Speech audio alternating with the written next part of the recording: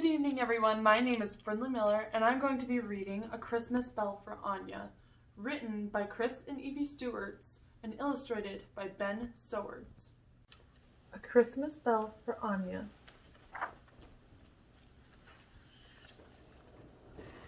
If it is true that you appreciate most what you don't often have, then the people of Listopolsky, Russia, loved the warmth of the spring more than any other people on earth.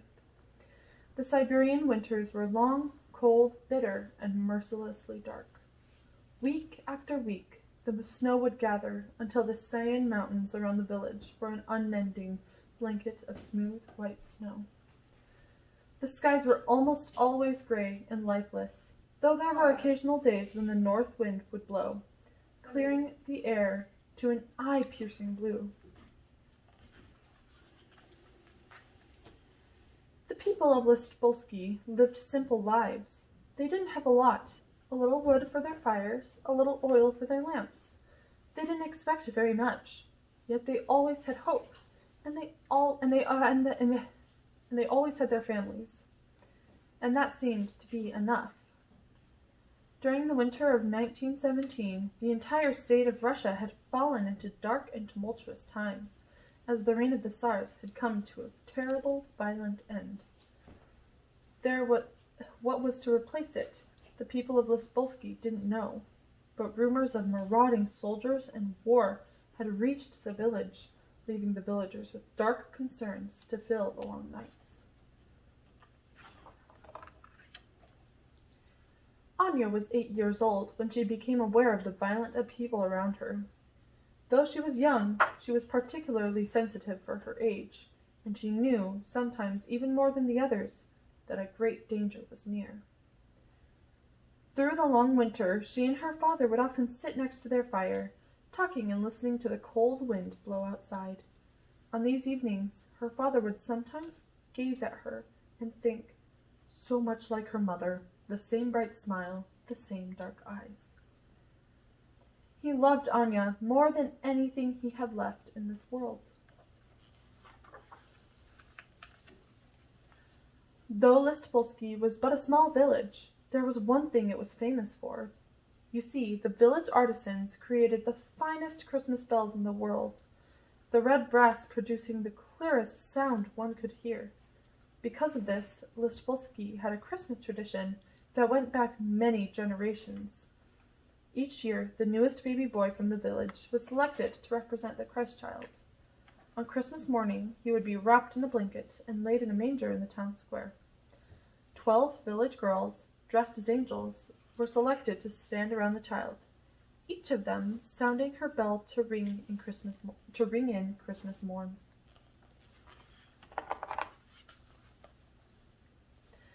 The year she turned 8, Anya was selected to be one of the angels standing beside the Christ child. One out of all the children in the village, she was one of the few.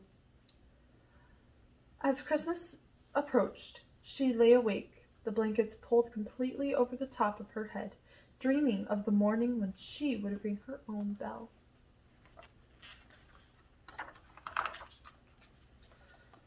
For weeks before, her father labored feverishly, knowing the final product had to be his very best work. Finally, just 3 days before Christmas, he brought Anya's bell home. With his excited daughter on his knee, he laid his tools on the table, and, working together, they etched these words into the smooth metal on the inside of the bell. For my angel to ring on Christmas morn.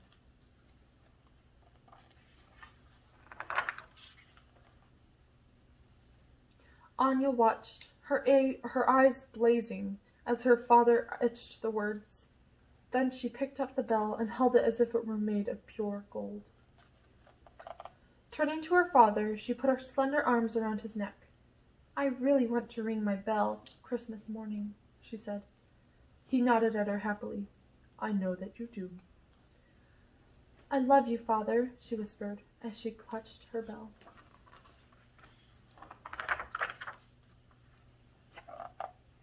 That night they came, half an army, half a mob. They tore through the village with a dark and hateful fury. They set fires, they killed, and they randomly destroyed. Then they rode away on their horses, their flaming torches illuminating the night.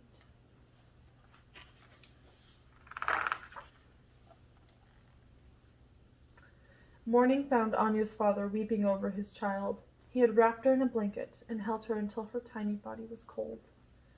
As the glow of the fire faded, he looked up and cried, "God, why my daughter? Why my child?" For 2 days he sat alone on his wooden chair. He didn't eat, he didn't sleep, he hardly had the will to breathe.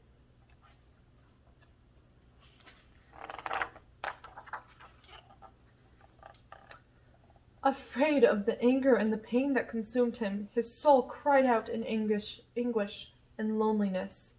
Enveloped by such darkness and without any strength, he did the only thing he could. Moving beneath his pain toward the small light still buried within him, he whispered, "Thank you, God, for letting me be Anya's father for 8 years. Thank you for the afternoon she helped me etch the words on her bell." For a moment his simple acceptance seemed enough to soften his grief. The night passed, and the day finally came, finding him still alone.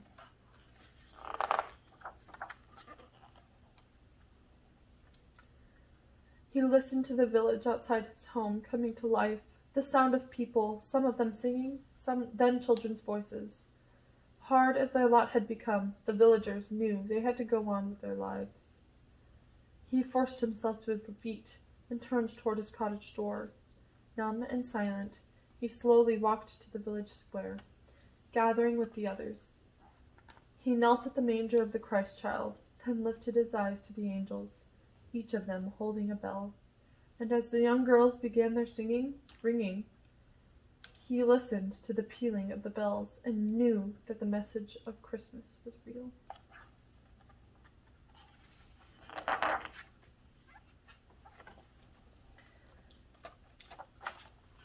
The sound of the bells slowly faded, and the silence of the mountains returned. The villagers tarried, reluctant to break the spirit of that Christmas morning, but the cold eventually drove them back to their homes, the sounds of their footsteps muffled by the newly fallen snow, leaving Anya's father alone at the manger. At last he turned and started walking away from the square, when, lifting his eyes to the morning light, he suddenly stopped. He didn't see her, but he knew, somehow he knew that Anya was near. Then he felt her whisper the message she wanted him to hear. "He was born, Father, so that I might live. I'm still living, Father, and I'll be waiting for you."